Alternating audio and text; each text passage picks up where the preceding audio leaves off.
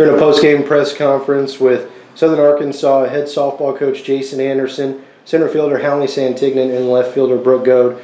Coach, first to you, if you'll open us up with just your thoughts. 12-3 win in 5 innings against Minnesota Duluth, second game of the Super Regional, best 2 out of 3. You take the first 2 games, and you are now World Series bound. What are your thoughts? I'm just extremely proud of the team. I said yesterday I knew we needed to hit, and I think scoring 12 runs in 5 innings is hitting for us, and we banged out 14 hits and was able to score some runs. Got some big hits from both these girls next to me, but it's just, I mean, I'm proud. It's what we set out in January to do. We wanted to be here at this point, and we're still one of 8 teams going to be playing in the World Series.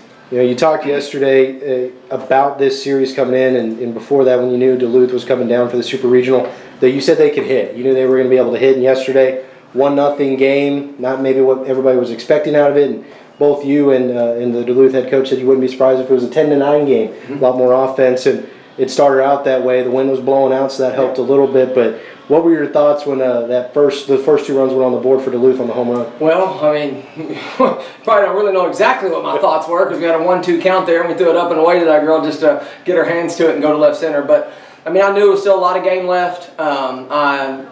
I knew, like we talked about yesterday, that there was going to be some offense. Those girls can hit. That's a very good Duluth team. They hit the ball. They battle at the plate. They're tough outs top to bottom. And so we knew they were going to score some runs. We just kept pouring it on. I kept telling the team, just do what we do. When we got that 4 spot, then we were able to follow that up with a 5 spot in the 3rd. I knew we had a pretty good cushion, but I knew we couldn't let up. But getting it done in 5 was huge for us. I definitely did not want to go a 6th or 7th if we could keep from it against their offense. Yeah, Hallie, over to you. You're a freshman on this team, a true freshman. Started to play here at the tail end of the season, being the everyday center fielder. We've seen your defense on display throughout the end of this year. That's been a tremendous asset of yours. But talk us through your at-bat in the 2nd inning, because you beat out an infield single that extended that inning ahead of Brooke Goad. It's the 3-run home run that really shifted the momentum, giving the team the lead. Well, I knew we needed something to start up, so I was just focusing on keeping my hands up, and then whenever it came off the bat, I saw her go for the backhand. I was like, get on your horse, and I knew I had to beat it out to get the momentum rolling. You know, as a true freshman, are you at a point now to where you don't feel yourself as a true freshman, now have played 66 games? I don't know. I'm at first for sure, because there's a lot of jitters, a lot of bugs, but I'm sure once the first few plays I've made in the field, and whenever I first started and my bat was rolling, I felt comfortable settled in. And obviously, as a freshman, your team is going to the World Series. You've been a big part of it. Again, I mentioned the defense and the offense was a contributing factor today. Has that sunk into you, the thought that you're going to the World Series in your first year in college? It's probably sunk in whenever at 3 o'clock this morning when we're all awake rolling around until you awake, because we couldn't sleep, you know, we're just so hyped up. But it's working on settling.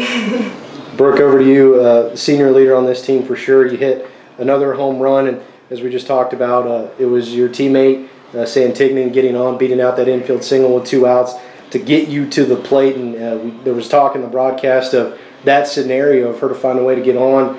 Zessa, you would love to have you up at that spot. You delivered. Just speak on that. What were you thinking there? I know, as speaking as somebody that used to be a freshman, it's a very big situation to step into as a freshman. You have a runner on first, and with 2 outs, you have to embrace moments like that, and you have to love it, and you have to want to be there, or else that moment is just going to take advantage of you. And Hallie saw the opportunity to come out there and take advantage of those 2 outs, and she did, and she hustled her butt to first, and she got there and gave us a chance to come up there and allow me to see a pitch and do something about it, and sure enough we did, and that's huge on her part. It's the 2nd trip to the World Series in 3 years for the program. You've been a part of both of them now, or will be a part of both of them now. Obviously, this year hasn't played out, so we don't know how it'll end. But in this moment, which moment is sweeter, knowing that you were advancing the first time or right now? Man, they're both separate experiences. We have 2 totally different teams, and they're both, bittersweet. Just having the opportunity to go twice in one career is an outstanding, and I mean it's a blessing for us. And if we continue to play as a team and play like I know that we can, we will go a lot further than the 2016 team. Going to the World Series never gets old. Never. It never gets old. Coach, final question to you. You roll Victoria Taylor back out there. She's been your horse all season long, all postseason long.